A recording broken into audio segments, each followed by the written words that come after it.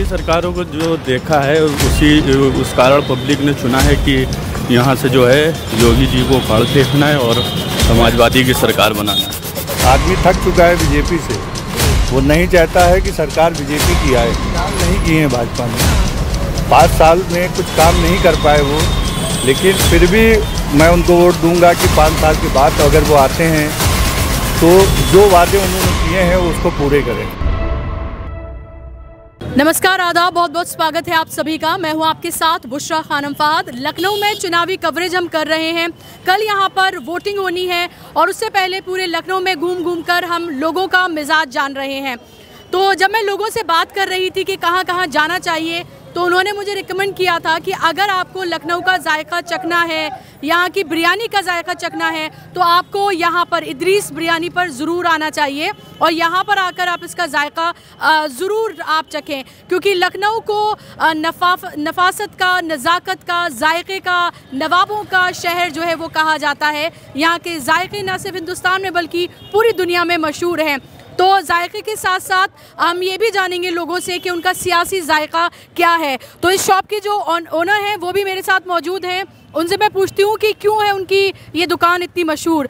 ये मुझे बताइए कि आपकी दुकान इतनी मशहूर क्यों है और क्यों दूर दूर से लोग आते हैं। वालिद साहब ने मेहनत का नतीजा है और इसमें जो टेस्ट है, एक नंबर का सारा मटेरियल है, इस वजह से सब लोग पसंद करते हैं, उसको लाइक करते हैं, इस वजह से फेमस है। कितनी पुरानी है आपकी दुकान? जी हाँ, ये 55 साल समथिंग है। अच्छा। जी हाँ, मेरे पिताजी ने स्टार्ट की थी। अच्छा, तो जब आपने इसको बिल्कुल एकदम रॉ रखा हुआ है, मतलब रेस्टोरेंट की शक्ल नहीं दिया है आपने, तो ये आपने जान के दी है कि इसी से ही लोग इसकी पहचान है या फिर आगे कोई आपका इरादा है? नहीं, आगे ऐसा होगा तो ज़रूर होगा जी। वो तो एक होता है, जगह के ऊपर है, तो ऐसी कोई उसमें प्रॉब्लम नहीं है। तो अमूमन कितने कस्टमर्स आ जाते होंगे, कोई अंदाज़ा दिन भर में? नहीं, ये तो दुकानदारी के ऊपर डिपेंड है। कस्टमर्स आते हैं तो माल के मैं बनाता हूँ, वरना नहीं बनाता हूँ। अच्छा। कस्टमर जितना देखा उसी हिसाब से माल बनाया, थोड़ा 2-2, 4-4 किलो के पतीले बनाते हैं। अच्छा। जी हाँ। और यहाँ पर हर मजहब के लोग आते हैं यहाँ पर खाना? बिल्कुल, सभी लोग आते हैं। अच्छा। तो अल्लाह का शुक्र ऐसा है, सभी लोग खुश होकर के जाते हैं। क्या सोच रहे हैं आप चुनाव को लेकर? आपके दिल में क्या है? मैम, चुनाव के बारे में इंटरेस्ट नहीं है अपने को। नहीं। वोट तो करेंगे? जी हाँ, वोट तो करेंगे। ठीक है, चलिए, ज़्यादा इनसे पूछना भी नहीं चाहिए और लोगों से पूछ लेते हैं हम कि अगर वो कोई बात करना चाहें हमसे कि वो क्या सोच रहे हैं इसको लेकर।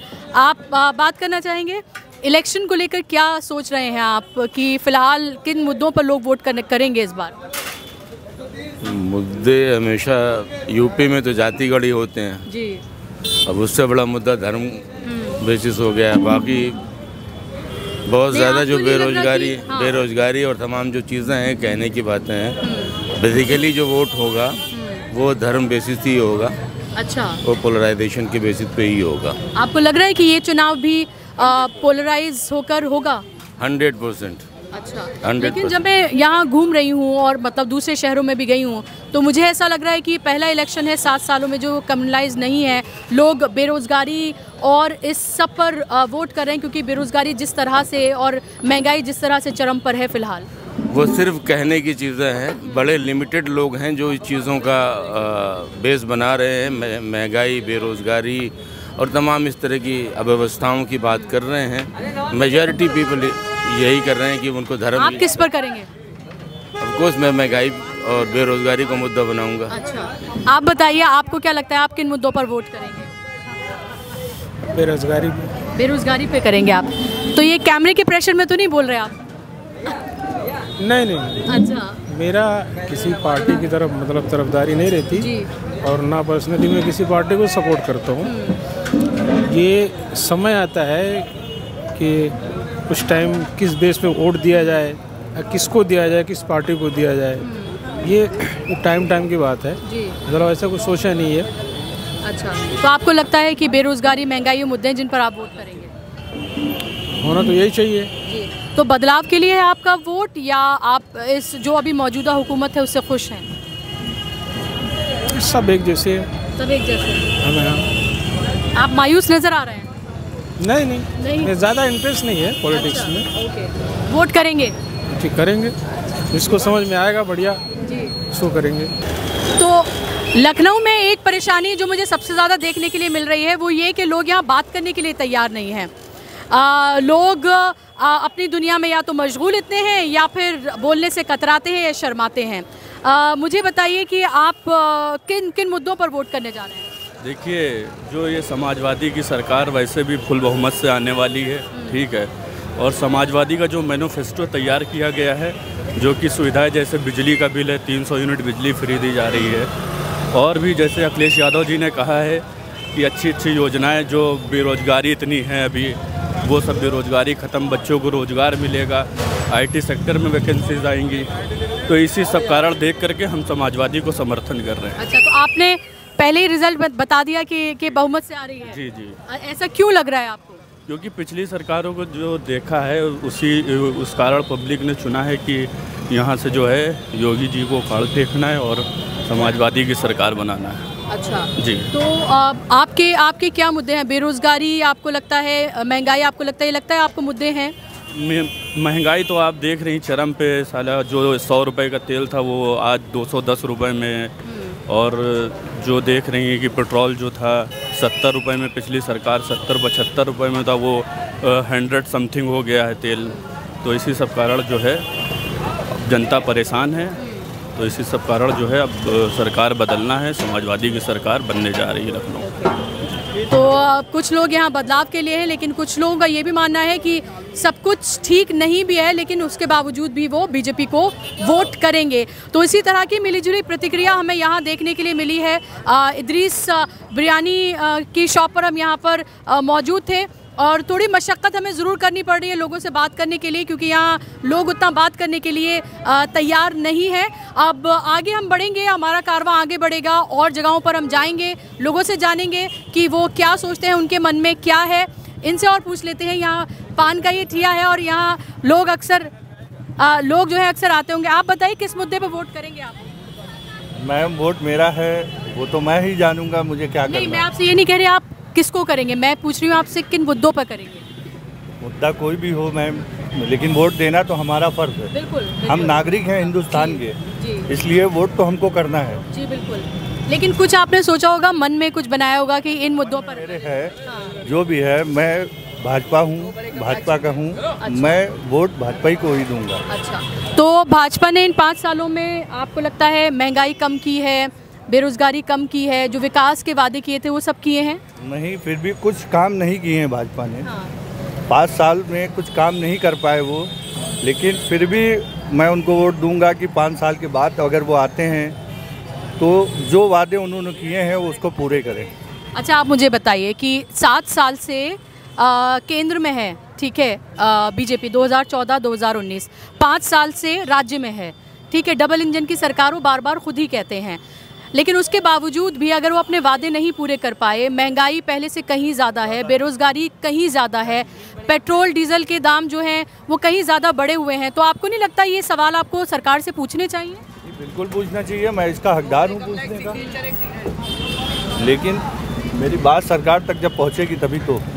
लेकिन हम इसीलिए तो जरिया बनकर आए ना आपसे, इसीलिए आपका मोस्ट वेलकम है हमारी शॉप पर जी। हमें अच्छा लगा आप आई हैं जी। अच्छा चलिए, आप अगर बीजेपी के वोटर भी हैं तो आप योगी जी से, मोदी जी से कुछ कहना चाहते हैं हमारे माध्यम से? आपके माध्यम से मैं यही कहना चाहता हूँ कि कोई भी नेता हो, किसी भी पार्टी का हो, पब्लिक के ही वजह से उनको कामयाबी मिलती है। तो पब्लिक के बारे में वो सोचेंगे, उनको सोचना चाहिए कि पब्लिक ही चाहेगी सब कुछ कर सकती है, पूरी सत्ता पलट सकती है पब्लिक।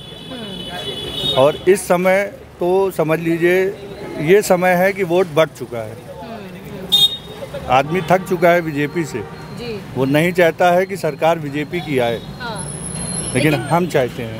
अच्छा, लेकिन आप क्यों मुझे बताइए, क्या धर्म के नाम पर आप वोट कर रहे हैं? धर्म के, क्योंकि हमारी फैमिली मेंबर्स ही शुरू से बीजेपी को वोट देते आए हैं हम। लेकिन युवा तो तकदीर तस्वीर बदलते हैं ना, है ना, देश की बदलते हैं, घर की भी बदलते हैं, तो आपको नहीं लगता आपको बदलाव के लिए सोचना चाहिए? अगर सरकार ने कुछ नहीं किया, अगर इस 5 साल के बाद अगर सरकार ने कुछ नहीं किया तो बदलाव सोचना पड़ेगा ना, तब तो हमको भी कहीं अगेंस्ट पार्टी देखनी पड़ेगी, जो काम करेगा उसी को वोट मिलेगा। आप ऐसा तो नहीं है आप हिंदुत्व के नाम पर, राम मंदिर के नाम पर, इसके नाम पर आप वोट कर रहे हैं? मैं यहाँ से ना राम मंदिर पे गया हूँ ना कहीं गया हूँ, मुझे अपना कारोबार देखना है, और महंगाई की बात रही, महंगाई तो बीजेपी सरकार में इतनी बढ़ी है जितनी कभी नहीं बढ़ी है। आज जो रेट पेट्रोल के, डीजल के हैं, हर आदमी के पास इतना पैसा नहीं है कि अब वो इतना पैसा खर्च कर पाए। प्लस लॉकडाउन लगते ही आदमी के पास जो पैसा था वो खर्च हो चुका है, तो आदमी इस समय टूट गया है, मजबूर है वो। कोई भी पैसा कदम उठा रहा है बहुत सोच के उठाता है। मार्केट की पोजीशन इतनी ख़राब है कि हम लोग कारोबार करना मुसीबत हो गई है। सरकार, तो आपको नहीं लगता कि सरकार को सबक सिखाने के लिए फिर आपको वोट बदलना पड़ेगा? बिल्कुल, ये बात आपकी सही है कि या तो हमको चेंज होना पड़ जाएगा। तो क्योंकि आप ही बताइए, आपकी दुकान कब से है यहाँ पे? मैं तीसरी पीढ़ी हूँ। मेरे दादा बैठे हैं, मेरे पापा बैठे हैं, अब मैं बैठता हूँ। तो आपको नहीं लगता था कि इस खोखे से अब आपकी दुकान अब तक बड़ी हो जानी चाहिए थी 3 नस्ल के बाद? वो तो होना चाहिए था, लेकिन नहीं हो पाई। कुछ प्रॉब्लम रही, इसकी वजह से नहीं हुई। कुछ समय दुकान बंद रही, उसके बाद मैंने फिर से इसको ओपन करी। अब मुझे 8 साल हो गया है बैठते हुए। अच्छा जी, 8 आपका नाम क्या है? मेरा नाम है आज़ाद। आज़ाद जी। अच्छा, क्या नाम फुल के नाम क्या लगाते हैं? आज़ाद कुमार चौरसिया। अच्छा, तो आज़ाद कुमार चौरसिया साहब बहुत इंटरेस्टिंग हैं। पान की दुकान है इनकी, यहाँ पर सारी बातों को ये एक्सेप्ट कर रहे हैं कि महंगाई इतनी पहले कभी नहीं थी, पेट्रोल डीजल के दाम इतने पहले कभी नहीं बढ़े, जनता त्रस्त है, बेरोज़गारी बहुत ज़्यादा है, हमें सोचना चाहिए बदलाव के लिए। लेकिन फिर भी उनके मन में यह है कि एक और बार, क्योंकि उनकी तमाम नस्लें जो हैं अब तक बीजेपी को वोट करती आई हैं, उनके घर में तमाम, तो उन्हें लगता है कि उन्हें एक बार फिर से मौका देना चाहिए बीजेपी को। हालांकि परेशान वो ज़रूर हैं, लेकिन फिर भी मन में अभी बीजेपी ही है उनके।